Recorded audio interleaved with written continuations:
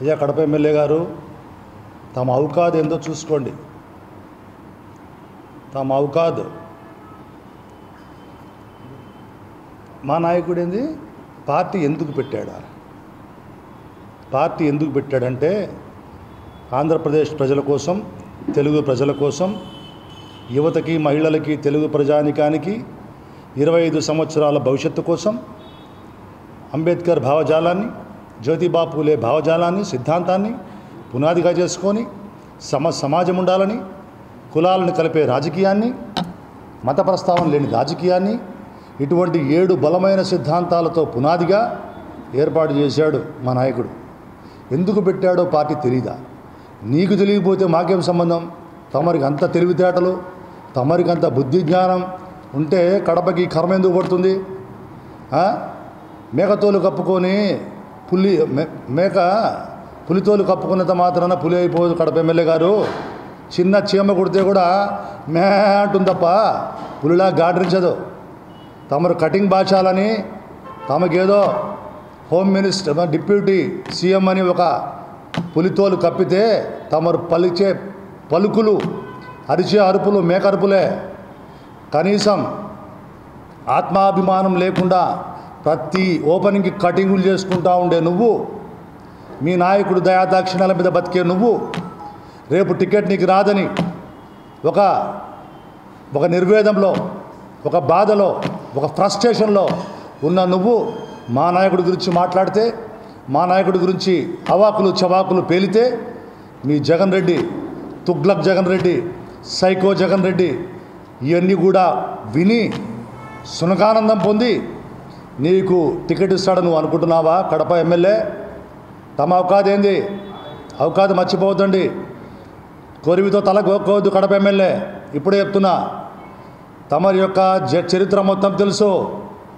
2003లో బజాజ్ కంపెనీకి ముందు బీడీలు చుట్టుకుంటూ ఉంటూ, తర్వాత డీలర్ డెవలప్మెంట్ బజాజ్లో PK Agarwal, Jacob, AP head Sethupathi మధ్య అడ్డదారులు, దగ్గరదారులు, దొంగదారులు ద్వారా తమరు ఎలాగ వచ్చారో మాకు అన్నీ తెలుసు. నీ ఔకాదు గురించి మాట్లాడద్దు. మా నాయకుడి గురించి మాట్లాడతావా కడప ఎమ్మెల్యే? మా నాయకుడి గురించి అసలు నువ్వెంత? పొరపాటును కూడా ఇంకోసారి మా నాయకుడి గురించి మాట్లాడినావు అనుకో కడప ఎమ్మెల్యే, నీకు కడప నుంచి ప్రజలే తరిమి కొట్టే రోజు దగ్గరలో ఉంది. ప్రజాస్వామ్యంలో నిన్ను ఓడిస్తారని, నీ సామాజిక వర్గం వాళ్ళే నిన్ను ఓడించాలని కంకణం కట్టుకొని ఉంటే, సర్వేలు గిరివేలు చేసుకున్న మీ జగన్ రెడ్డి నిన్ను తీసి పక్కన పారేయాలని, నీకు సీటు లేదని చెప్తే నీవు నిర్వేదంలో నీకు దిక్కు తెలియక మా నాయకుడి గురించి మాట్లాడతావా? ఇంకొకసారి పవన్ కళ్యాణ్ గురించి మాట్లాడితే కడప ఎమ్మెల్యే బాగుండదు చెప్తున్నా. దయచేసి నువ్వు ఇప్పటికైనా నీ ఔకాదు, నీ స్థాయి, నీ అర్హత తెలుసుకొని నువ్వు మాట్లాడాలని నీకు హితవు పలుకుతున్నాం.